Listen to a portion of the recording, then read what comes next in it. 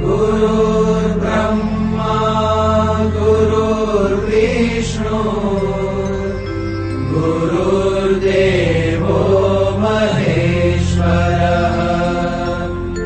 गुरुः साक्षात् परं ब्रह्म तस्मै श्री गुरवे नमः।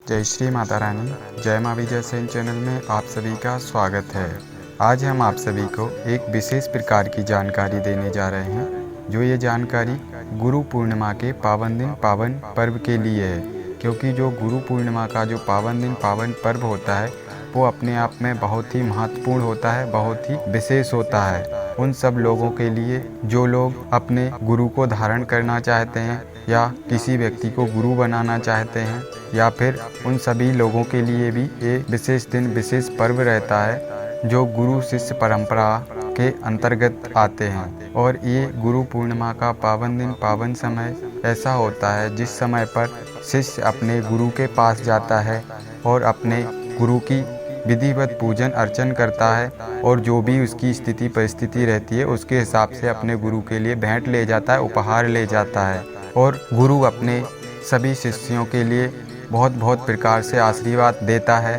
और भी अन्य अन्य प्रकार से अपने शिष्यों की तरक्की हेतु उनके लिए गुप्त मंत्रों का ज्ञान देता है, साधनाएं देता है, और कुछ एक दिवसीय साधनाएं भी गुरु अपने शिष्यों के लिए गुरु पूर्णिमा के पावन दिन पावन पर्व पर कराता है। तो इस तरीके से ये जो गुरु पूर्णिमा का जो पावन दिन पावन पर्व होता है वो अपने आप में बहुत ही महत्वपूर्ण होता है और विशेष होता है। और गुरु पूर्णिमा के इस पावन दिन पावन पर्व पर गुरु मंत्र लेने का एक विशेष मुहूर्त रहता है। इस समय पर जो लोग गुरु धारण नहीं किए होते हैं तो वो लोग इस गुरु पूर्णिमा के पावन दिन पावन पर्व पर गुरु धारण कर सकते हैं, गुरु से गुरु मंत्र प्राप्त कर सकते हैं। तो जैसा कि आप सभी जानते हैं कि आज के समय में गुरु या मार्गदर्शक सही रूप से मिलना बहुत ही दुर्लभ हो गया है। क्योंकि आज के समय में जो भी व्यक्ति चाहता है कि हमें इस प्रकार से गुरु प्राप्त हो जाए तो वो गुरु प्राप्त उस व्यक्ति को उस प्रकार से नहीं हो पाता है। आज के समय में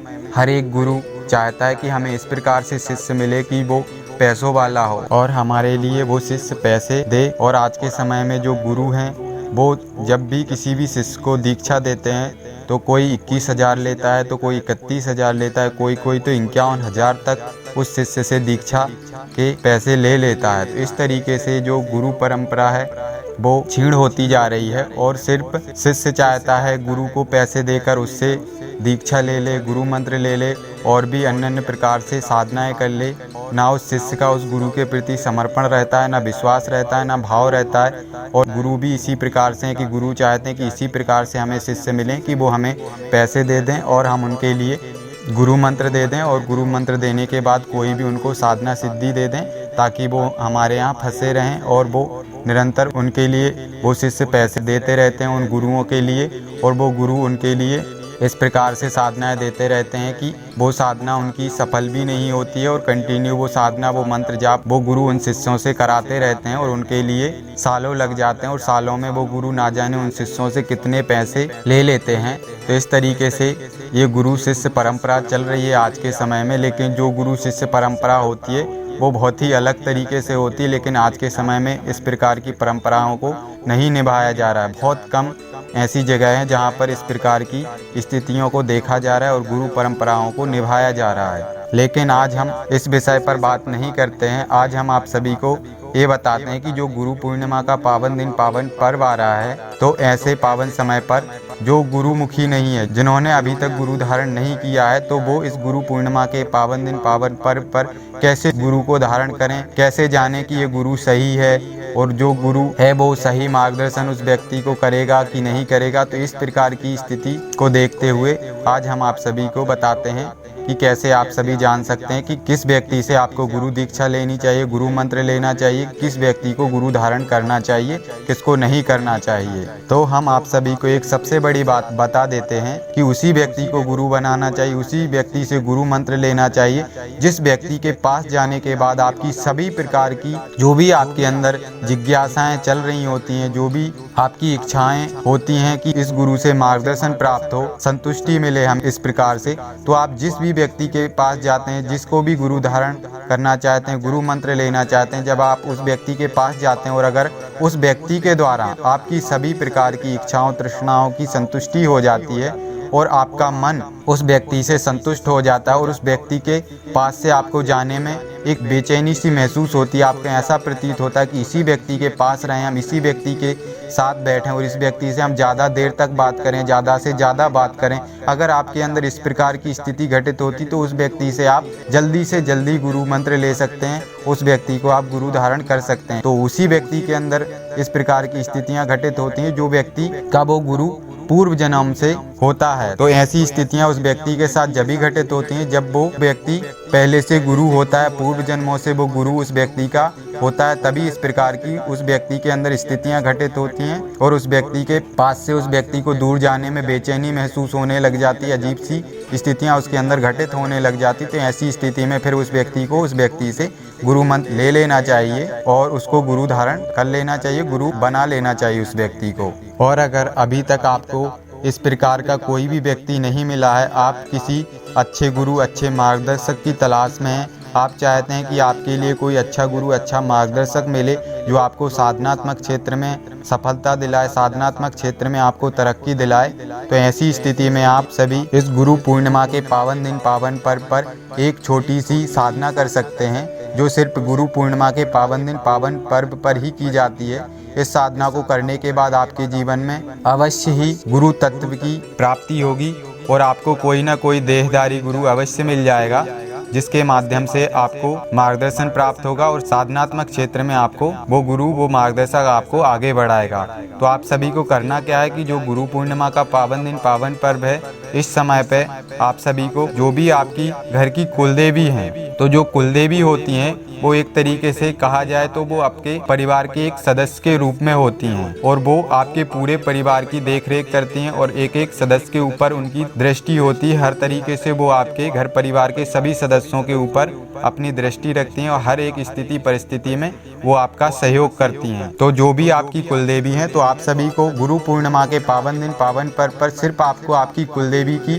जो भी जिस भी विधि से आपको पूजन अर्चन बनती है, जिस भी विधि विधान से आपसे आपकी कुलदेवी का हवन करते बनता है, तो आप गुरु पूर्णिमा के पावन दिन पावन पर्व पर आपको आपकी कुलदेवी की पूजन अर्चन करनी है। उनका 1008 आहुति से हवन करना है, साकिल्य या घी से, दोनों में से आप किसी भी सामग्री से आप अपनी कुलदेवी का हवन कर सकते हैं। और प्रार्थना में आप सिर्फ एक ही प्रार्थना लगा सकते हैं अपनी कुलदेवी से। कुलदेवी का पूजन अर्चन हवन करने के पहले भी आप इस तरीके की प्रार्थना लगा सकते हैं या फिर बाद में भी लगा सकते हैं कि हे कुलदेवी महारानी, हमारे जीवन में ऐसा कोई देहधारी गुरु या मार्गदर्शक प्रकट करिए माता कि जो हमारे लिए साधनात्मक क्षेत्र में तरक्की दे सके, सफलता दे सके और हमें हर तरीके से साधनाओं से जुड़ा हुआ मार्गदर्शन दे। इस तरीके से जब आप अपनी कुलदेवी से प्रार्थना लगाएंगे तो आपके जीवन में जल्दी से जल्दी कोई ना कोई ऐसा गुरु या कोई ऐसा मार्गदर्शक कहीं ना कहीं से आपको आपके जीवन में अवश्य प्रकट हो जाएगा जो आपको साधनाओं से जुड़ा आपका मार्गदर्शन करेगा और साधनाओं में आपको सिद्धियां सफलताएं प्रदान कराएगा। इस तरीके से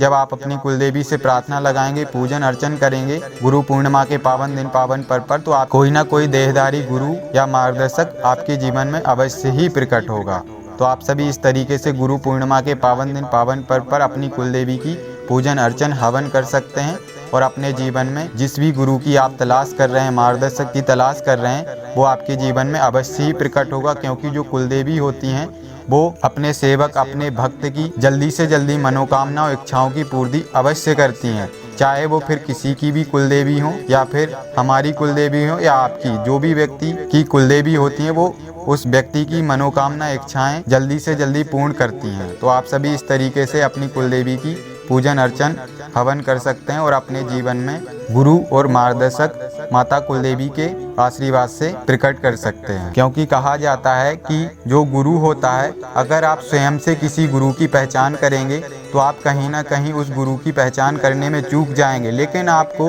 अगर किसी शक्ति के द्वारा वो गुरु आपके जीवन में प्रकट किया जाए तो उस व्यक्ति की पहचान करने की आपको ज़रूरत नहीं पड़ती है। वो खुद ब खुद आपके जीवन में उस शक्ति के द्वारा वो गुरु आपके जीवन में प्रकट होता है, जिससे आपको उस गुरु, उस मार्गदर्शक से किसी भी प्रकार की कोई भी दिक्कत समस्या नहीं होती। और वो गुरु, वो मार्गदर्शक आपके जीवन में साधनाओं से जुड़ा बहुत सारा मार्गदर्शन करता है और आपको साधनाओं में सफलता प्रदान कराता है। क्योंकि अगर आप स्वयं से किसी गुरु और मार्गदर्शक की पहचान करेंगे तो आप कहीं ना कहीं धोखा अवश्य खा जाएंगे, जिस कारण से आपको वो व्यक्ति आपसे पैसे भी ठग सकता है और आपको साधनाओं में सफलता भी नहीं देगा। तो जैसा कि आप सभी जानते हैं कि एक कहावत है कि गुरु बनाओ जान के और पानी पियो छान के। तो इसी प्रकार से ये स्थितियां होती हैं कि आपको शायद समझ पाने में आप असमंजस में फंस सकते हैं और आप ऐसे किसी गुरु या मार्गदर्शक के चंगुल में फंस सकते हैं जो आपके पैसे भी ठग सकता है, सालों साल भटकाव में फंसा भी सकता है और आप फिर उस भटकाव से शायद निकल ना पाएं, क्योंकि आप ऐसी स्थितियों में फिर फंस जाते हैं कि कोई भी व्यक्ति फिर आपको निकालने के लिए तैयार नहीं होता है।